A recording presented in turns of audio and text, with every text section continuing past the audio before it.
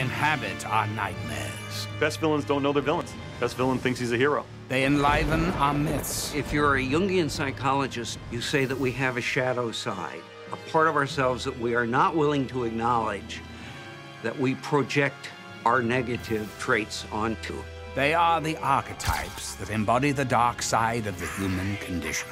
You only identify with a hero as long as the hero is struggling against something you have also struggled with. Every time we see a great battle between a hero and a villain, we have to look at it almost like we're afraid. We're just hoping that we're more like the hero than the villain. And I think that's what makes like a great story, when both sides represent almost an aspect of ourselves.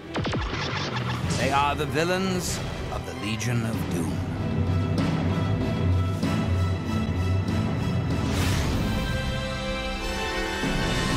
The Legion of Doom's leader is none other than the brilliant supervillain Lex Luthor. For over 65 years, this evil genius has tormented Superman and the heroes of the DC universe. Lex Luthor is so swollen with his own self-knowledge of himself being brilliant, gifted, wealthy, that he decides to use all of these powers, all of this talent, for one singular purpose, and that is to rid the world of Superman. He's a self-made man. He's a success story. Everything is going fine. He's the greatest citizen in Metropolis. And then Superman comes to town and nobody looks at him. They all look up to the skies. And there's that sudden personal thing where, my God, you stole my thunder. He hates that Superman's out there because he's done everything a regular human can do to be super. It shows you what happens if you can't assimilate your own dark side. In many ways, Lex Luthor is a Salieri.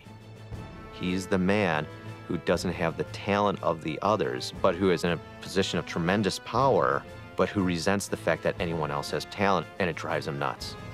And that's what makes him a villain. I love Superman. I completely trust Superman, but I have to acknowledge that it would be foolish of us not to be a little wary of a man who can see through walls and hear any conversation in a socio-political climate where there's cameras on every street corner and where there's wiretapping going on all over the place. It's kind of hypocritical of me to morally sanction one and be skeptical of the other. This is the wolf in sheep's clothing motif for the villain, that you act like you're going to bring peace and prosperity, riches and health, all the rewards if you just trust me. Lex Luthor, who was kind of the narrator at the beginning of Justice, his whole thing was that humanity cannot solve its own problems because there are superheroes present who can save them from them. Luthor's ultimate upper hand came in 2000 when he decided, you know what, this world would be better if I were president of the United States, and declared his candidacy. His public persona was such that he won, and Superman didn't do anything to stop it because it never occurred to Superman that the American people didn't know what he knew. It didn't occur to him that they would ever vote for Luthor. So we got 4 years of the world's greatest supervillain in the White House. You know, draw your own allegories here. For a brief time in Superman's career, Luthor donned a supervillain suit, and that's the one that we had gotten rid of. I felt that Luthor's strength was his brain. Superman is smart, but he's never had to be a genius. So the trick with Luthor was all of his crimes were so well conceived and so well hidden, Superman could never prove Luthor was a villain. He could never go out and say, arrest him.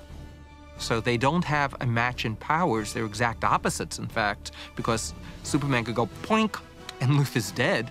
But what they are matches in terms of brain versus brawn.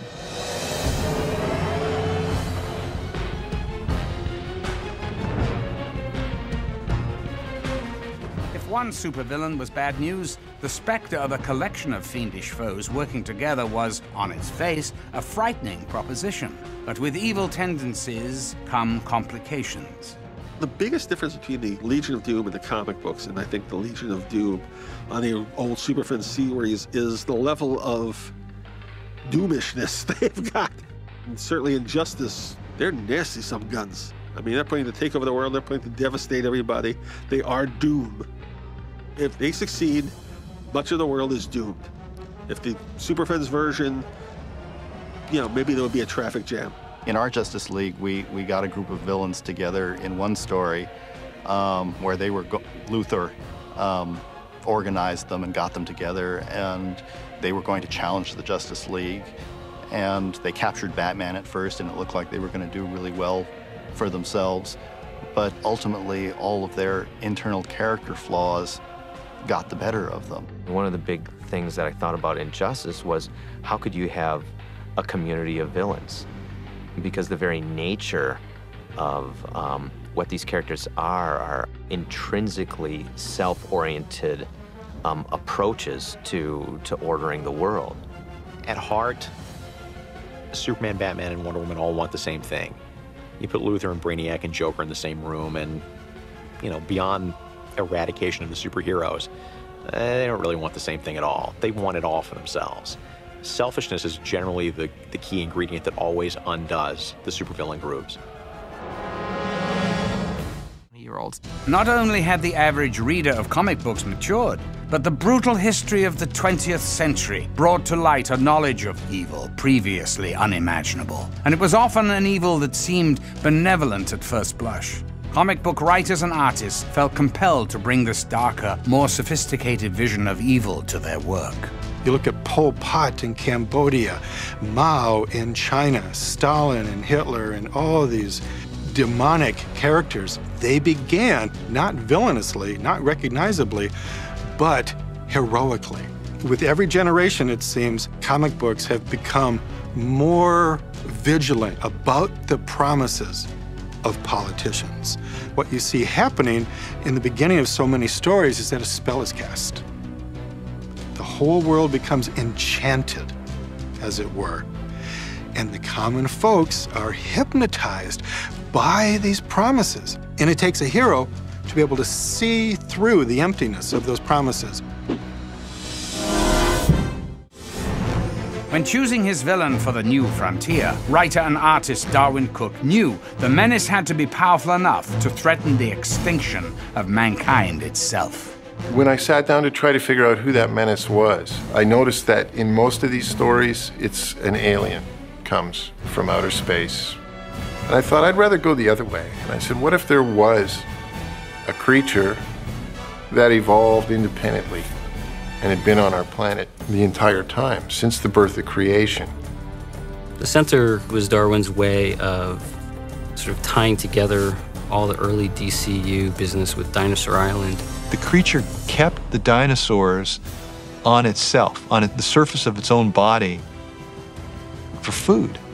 So it wasn't until the center felt threatened by humanity developing weapons of mass destruction that it decided that it needed to rise up and destroy humanity to protect itself. If you look at the DC Comics line around 1960, you saw in it reoccurring fascinations with outer space, with monsters, with alienation.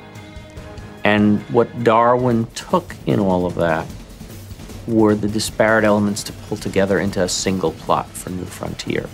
Darwin Cooke's massive supervillain challenged the heroes of the Silver Age in bold and imaginative ways. But like many of the story elements in the New Frontier, the center was more than it seemed. Nobody's ever realized the broadest metaphor that the book carried, which is that the center is, of course, communism. It is a giant, faceless organism that absorbs the individual units to combine and create a whole. And I thought it was so obvious. Maybe that's why nobody's ever noticed it. I was kind of actually embarrassed of making such a literal metaphor out of it, but nobody's ever really picked up on it, so there you go.